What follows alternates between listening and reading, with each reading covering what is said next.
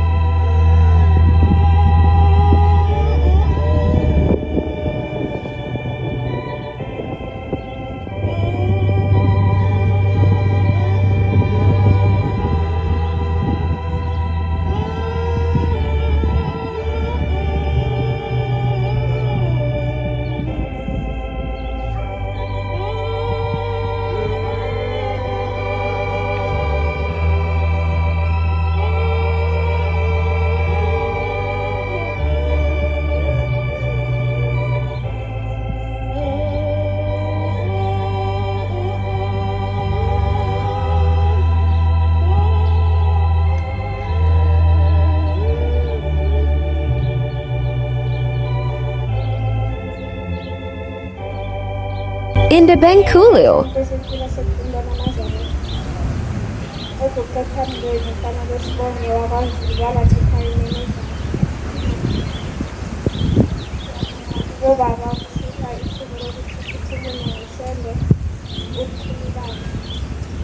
Namhlanje ngizokhuluma ukuthi ngafika kanjani eNazaretheni. Ukukhetha kwami inkosi ngoba kunjani. Sizokhumbuzana namhlanje ukuthi ngamunye ngamunye ukuze aba lapha ekhaya wafika kanjani. Kwaku-2022 ngifunda isikole umatric. Ukufika kwami lapha ekhaya. Ekhaya basabathi ingadadewethu esabathayo nomalume kamaphumulo. Ngifunda isikole kwakunzima, ngingazi ukuthi kwenzakalani. Ngifunda lapha eLikani High School. Khona ubaba ubabhaceni sabasakhona lapha ekhaya. Wathi Lukalani, ngoba ngiyakubona ukuthi le nkolo uyayithanda, indaba ungafiki ethempelini uzovakasha. ube ubona ukuthi ushembe umkhulu kangakanani. Ngathi mina baba ngiyoke ngifike kodwa ukuthi ngeke ngisho ngoba kwakushiwo ukuthi imithetho lapha ekhaya ifuna umuntu onesibindi okuqinile. Ngabona ukuthi mina ngeke ngize ngikwazi ngoba ngangingayithembi. Kwase ngelinye ilanga ngoJuni ngibhala ifilimu ngephula kanzima kodwa kungangeni lutho. Ngalala ngizange ngize ngifune okuleleni kwami ngaphupha ngikhala ngisemgodini ngathi bangimbele umgodi ngibuwo lowo mgodi ngikhala. Wafika izwi elithi thandaza ubize uShembe, thandaze kakhulu uyofika azokukhipha. Ngase ngithandaza ngamcela uShembe ngingamazi, ngathandaza ngathi baba Shembe ngiyazwezile kuthiwa ngimemeze wena baba uzongikhipha kulo mgodi engikuwo. Ngiyacela ukuthi ungikhiphe. Ngamemeza kakhulu ngabona ngezandla ubaba engingamazi ofake isigqoko esimnyama wafika wangikhipha kulo mgodi. Ngaphaphama ekuseni ngiphaphama vele ngiyakhala yangokuthi ukuthi kwenze njani ngakhala wakithi ngiphuphe kodwa engathi lingisindisile. uShembe angikhiphe emgodini engangikhala kuwo engafisi ngikhalelayo. Ngafika ngesabatha la ekhaya ngasabatha ngabona ukuthi impela uShembe mkhulu ngamazi engwaziyo. Ngifika lapha ekhaya isihlabelelo engasizwa uyalazi leke usizi lwami. Okusho ukuthi ngokubona kwami uShembe wayevele azi ukuthi ngeke ngifike lapha ekhaya ngoba usizi lwami lwaluningi kakhulu. Ngabona ukuthi uShembe mkhulu ngathi mina ngiyathatha isinqumo sokuthi ngiyabhabhadisa ngiqala ukufika. Ngasi ngizothatha kodwa ngikazi ukuyikhetha inkosi.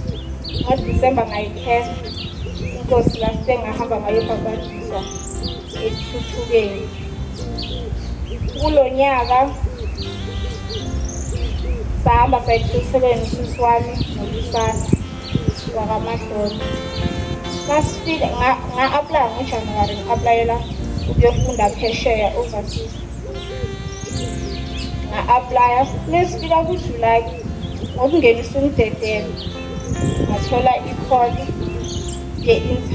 ukuthi bazongi-interviewa ngosuku oluthile lokuthi ngifike phesheya. Ngawenza ama-documents konke sekusele ukuthi ngihambe ngoJanuwari next year. Ngiyalibonga unyazi ngakho konke lungenzele kona. Umuntu ngamuntu uzobona ukuthi inhliziyo yakhe yiyo efunekalayo, ukukholwa kwakho kuyokuthembekile kuyo. Uma noma kuthiwa umuntu akalona iNazaretha phile ngaphakathi nakhe, uma ngabe yena ekholwa ukuthi uShembe uNkulunkulu yonke into yenzeka. Indabankulo.